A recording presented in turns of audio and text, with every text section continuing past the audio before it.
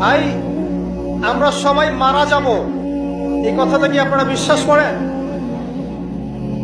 এই কথা যে বিশ্বাস করে যে পৃথিবীতে সে চিরস্থায়ী নয়, চিরদিন থাকতে আসে নাই, সে কি পৃথিবীতে উদ্ধত আচরণ করতে পারে? পাপ করলেও তো সে তওবা করে ফিরে আসবে, তাই নয় কি? এখন মানুষের চলাফেরা দেখলে কি মনে হয় যে মানুষ মারা যাবে কখনো? আমাদের সবার সামনে মৌত অপেক্ষা করছে। এই যে আমরা এখানে যারা বসে আছি, আজকে থেকে হয়তো 50 বছর পর কেউ থাকবো, হতে পারে না?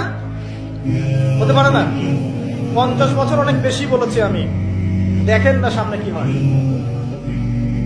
100 বছর পর এখন পৃথিবীতে যারা বেঁচে আছে, এখন 100 বছর পর এর কেউ বেঁচে থাকবে না। প্রত্যেক 100 বছরে জেনারেশন চেঞ্জ হয়ে যায়, জানেন? তো মানুষের চলাফেরা দেখলে মনে হয় মানুষ এখন মৃত্যুবরণ করবে না, মৌতের কোনো ফিকির নাই মানুষের। আল্লাহর সামনে দাঁড়াতে হবে, জবাব দিতে হবে, এই চিন্তা মানুষের মধ্যে নাই। সারাদিন দুনিয়া নিয়ে মানুষ ব্যস্ত হয়ে আছে। আল্লাহ পাক হেফাজত করুন আমাদেরকে।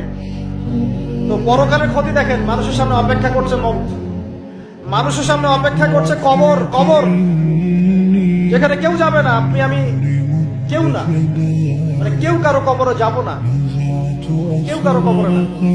চিন্তা করতে পারেন যে আমাদেরকে একা একা কবরে যেতে হবে, সেখানে 2 জন ফেরেশতার সম্মুখীন হয়ে সওয়াল জবাব দিতে হবে।